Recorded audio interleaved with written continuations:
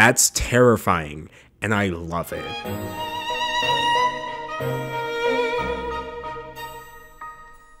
Today's video is sponsored by Honey. Hi and welcome back to me talking about whatever I want. Today I want to talk about After Hours by The Weeknd. But first, of course, I'd like to do my comment shout out. This comment shout out actually goes out to all of you who were asking where I've been. I mean, I went from uploading almost every single day in February to uploading like 3 videos this month. I have a big announcement coming up on April 1st where I'm going to talk about some personal stuff, and I'm going to address the fact that I've been gone for a lot. So for the record, I'm not back. Don't get too excited. But I will be back on April 1st. I realize the more I keep saying that, the more it just sounds like an April Fool's joke. Let's just travel back in time to when my hair was different and I recorded this Honey sponsorship. Honey is a free tool that helps you find coupon codes for your online shopping, which I have to be honest, with all this social distancing that we're supposed to be doing, online shopping is a bit of a necessity. Basically, when you're shopping online and you get to the checkout part, if you have Honey, then it'll like pop up. Well, no, actually it'll drop down. Like, you know what? It's a lot simpler than I'm making it sound. You go to checkout, Honey shows up, it scans the web for codes and applies them, and then the price pops up. I mean, drops down. You know what? I'm just gonna show you. So look, I'm on Walmart trying to buy a new chair because, well, it's literally falling apart. I've got Honey right here and bam. $10 off. That's 10% off my order. Easy. It's so easy that Honey's 17 million members have found over $2 billion in savings. And seeing as it works on over 30,000 stores, you'll be saving a lot of money too. So don't pass up free money. Install Honey for free in 2 clicks at joinhoney.com/D'Angelo. Link in the description as well. That's joinhoney.com/D'Angelo. And thank you to Honey for the sponsorship because this video is definitely going to get copyright claimed. Well, that was quite nice, wasn't it? Now, for those of you who don't know who The Weeknd is, but you still clicked into this video because you love me, don't worry, I got you. Long story short, The Weeknd is this guy named Abel Tesfaye. He was kind of stringing fans along a bit for the release of his album After Hours, which came out a couple weeks ago. Well, thankfully for him, the album was not even close to bad. It was so amazing, and thankfully for us, we got some of the best songs of 2020 so far. Incredible. There's like these big synth sounds, but they're mixing with his angelic vocals. Like, listen to this.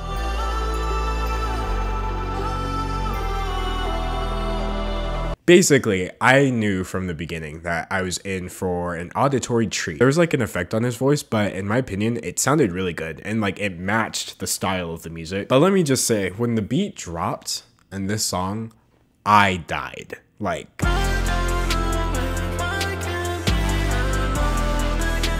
and then the beat dropped again, harder. Anyway, it was one of the best songs on the album, which is really weird for track 1. It was a good intro, you know, it set up the soundscapes we're going to be hearing, and it set up the theme of this album, which it gets pretty thematic. Alright, so the next song is Too Late. The vocal effects persisted into this song, which typically I get very on the fence about, but honestly, it sounds cool. It's like weird and interesting. Like, it's not just auto-tune, there's like pitch shifting and all this stuff layered on.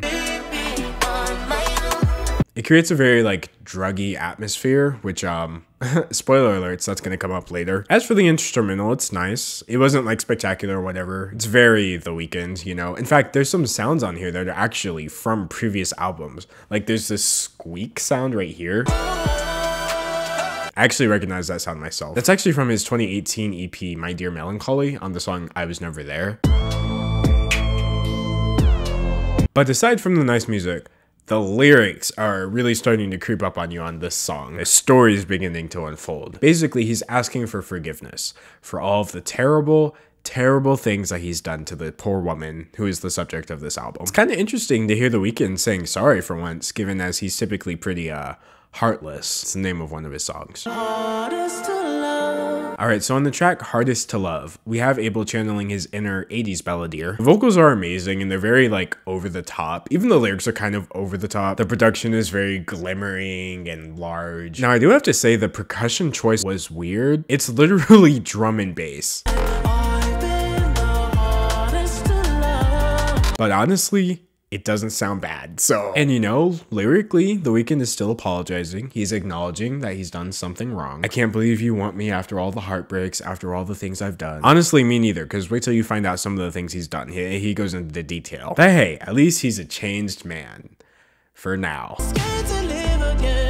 Alright, track 4, Scared to Love. It's still very 80s actually. Thematically, it's similar to the previous song, but in a good way. I could literally hear this song playing at like someone's prom. And the vocals are still incredible. I feel like if I just keep saying that on every song, it's gonna get redundant, but the man can sing, okay? I like how he's not just repeating "I'm sorry" over and over. He kind of elaborates and expounds upon it. So in this song, he's specifically hoping that his lover can find healing from all of the horrible things that he did. Walking in the snow before I ever made my wrist freeze. Alright, track 5, Snow Child. So in this song, he's reminiscing on how his life was before he skyrocketed to fame. His delivery in this song is kind of like something you would hear from a Drake song, but like a good Drake song, not a bad Drake song. There's also some very clever wordplay on this song, which is interesting to hear from The Weeknd, not typically something I'd associate with him. Stack a couple M's like I was shady. Get it? Cause never mind. It was cooler when he said it. The music on this track is very stripped back. It's literally nothing to write home about. But it fits because this is much more lyrical focused song, so it's easier to hear him. And then halfway through the song, he just stops talking about his upbringing and starts flexing where he is now. 20 mil mansion, never lived in it. Zero edge pool, never dipped in it. I guess you could say he earned it. It's the name of one of his songs. I'm sorry. Take me out of LA. Alright, so track 6, Escape from LA. It turns out the girl that he was so heartbroken over, she wasn't a very good person. Turns out that girl cheated on him and then tried to make a bunch of excuses, which he then mocked. He actually mocks her while singing. She's like, I just wanted your attention. He's like, you just wanted my attention. But like he sings it like that. But you just wanted my attention. You just wanted my affection. I've never heard anyone do that before while singing. I was kind of impressed. Anyway, needless to say, The Weeknd's getting a bit sour towards this girl now. Song's called Escape from LA because he proceeds to kind of blame the whole situation on being in LA in the first place, which I have heard from many people is a pretty awful place to be, especially if you're looking for real people. Basically, Escape from LA by The Weeknd is the theme song of I Hate It Here. So our man Abel doesn't just sit around and twiddle his thumbs when he learns about his partner's infidelity. No, no, no. He does what any self-respecting adult does in that situation. Cheats back with somebody else. You thought he was going to the studio to record his hit album After Hours? Well, he was, because it did come out. But that's not all he was going to the studio for. He was also having studio hookups. She pulled up to the studio. Nobody's watching. I mean, I'm sure you can see where this is going. So, that's the first arc of the album. So recap. The Weeknd's apologizing to this girl, you know, he cares a lot about her. He's even ready to kind of hunker down a bit and live a life with her, maybe. In any regard, he realizes that he's wrong and he's ready to oh no, she cheated. Okay, well, I hate women all of a sudden. 'Cause I'm heartless. Track 7 is literally just him giving up on women, basically. Never need a I'm what I need. Also, he's on drugs now. Amphetamine got my stomach feeling sickly. What I like about this song, I'm like, oh, this song's about how women are nothing. And then I'm like, what I like about this song, what I like about the song is the beat, not the lyrics. Because the beat actually reflects the shift in tone. It goes the hardest that it has on the album so far, courtesy of Metro Boomin.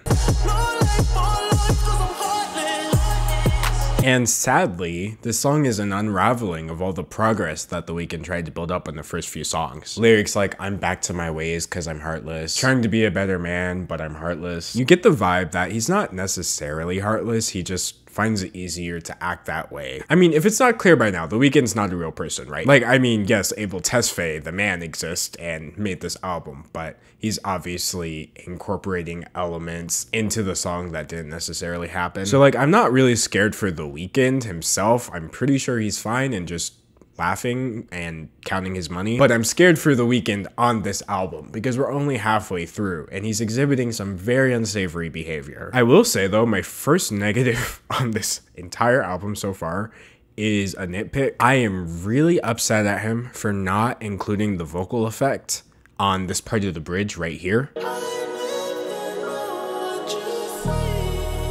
See, that was cool and all, but in the music video, it actually goes like this.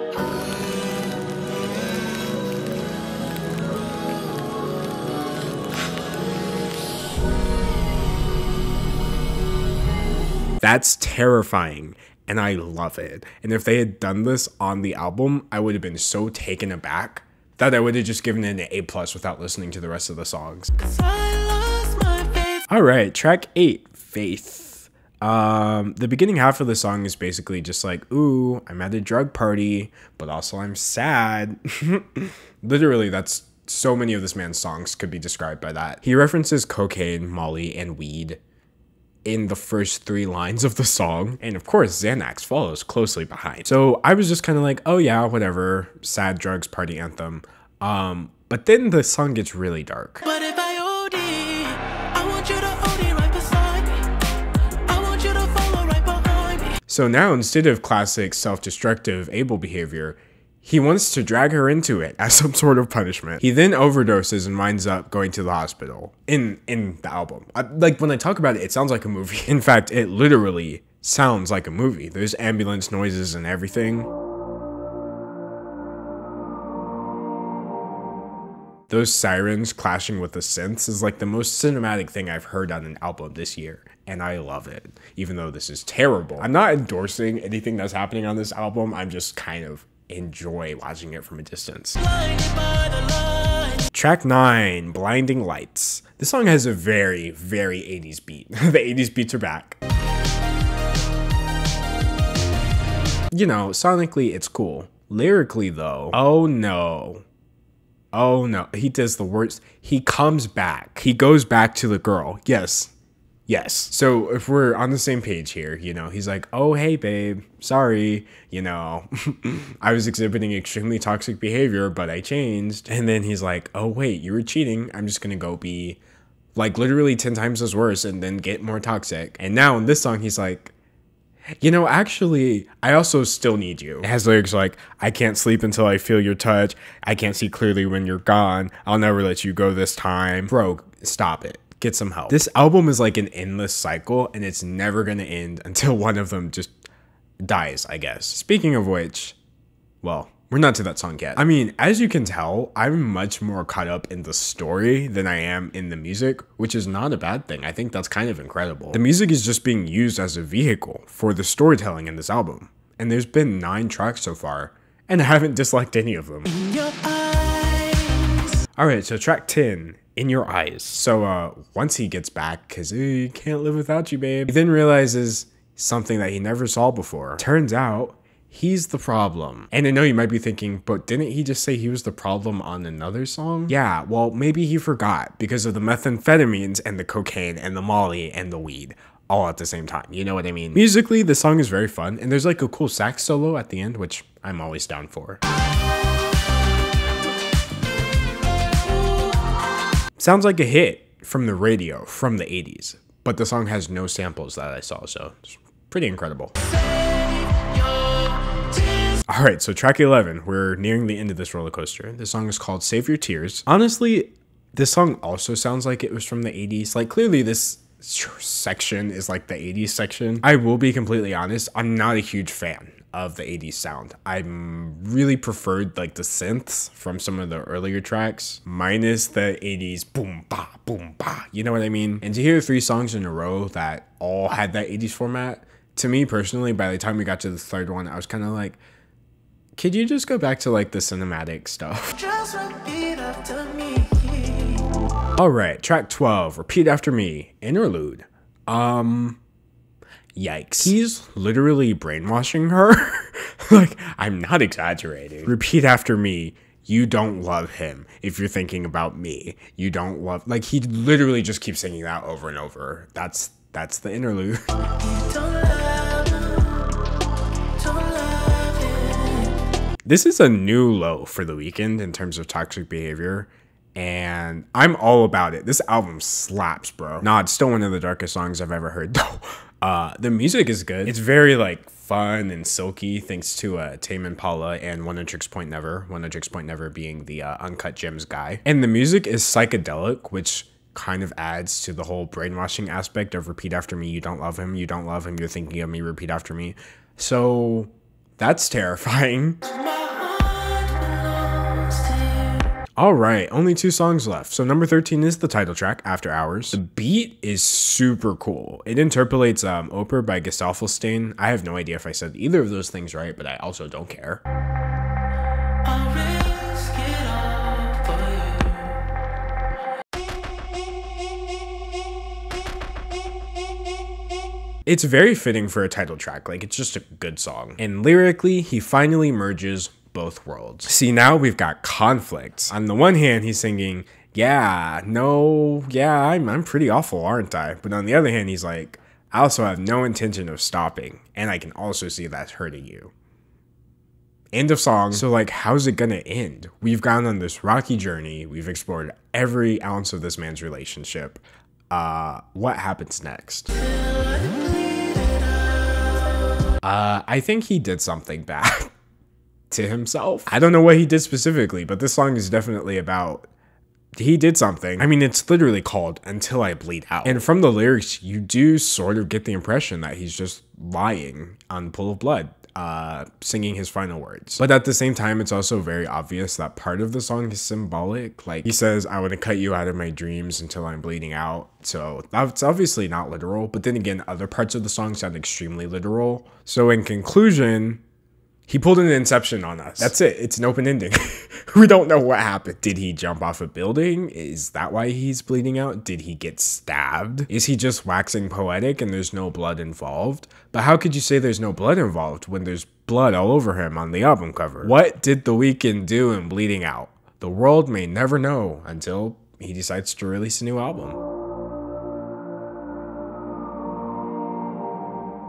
As I've said multiple times, the production on this album is incredible. Without fail, all 14 songs are technological masterpieces from some of the brightest minds in music production today. His vocals were consistently really good. There's a lot of effects applied to his vocals, and that might be jarring to you, just as it has been to me in the past. But in this case, I think you might find, like I did, that the effects really added to the very off and strange atmosphere that he was trying to create on After Hours. The storytelling was just simply the best I've heard on an album in years. I'm very strongly inclined to say this is the best storytelling I've heard on an album in my entire life, but I'd have to think a bit harder before I say that. After all, Gord Downie has plenty of albums. But still, without a doubt, the storytelling was phenomenal. It wasn't just like a concept, like, ooh, there's blood on my nose. No, this man used all 14 songs to tell one story. After Hours by The Weeknd is an incredible character study of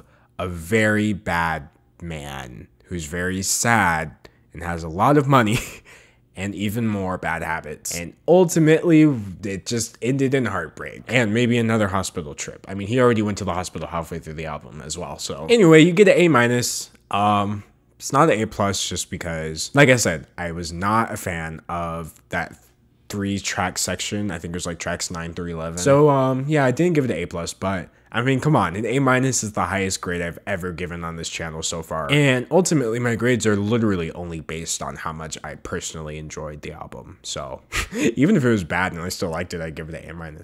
But no, it's phenomenal. Please go listen to it. But yeah, that was my little review / breakdown / storytelling dive into After Hours by The Weeknd. Hopefully you got some enjoyment out of watching it. And even if you didn't, I got immense enjoyment out of ranting about synths and storytelling for however many minutes. Far too long, so ultimately who cares?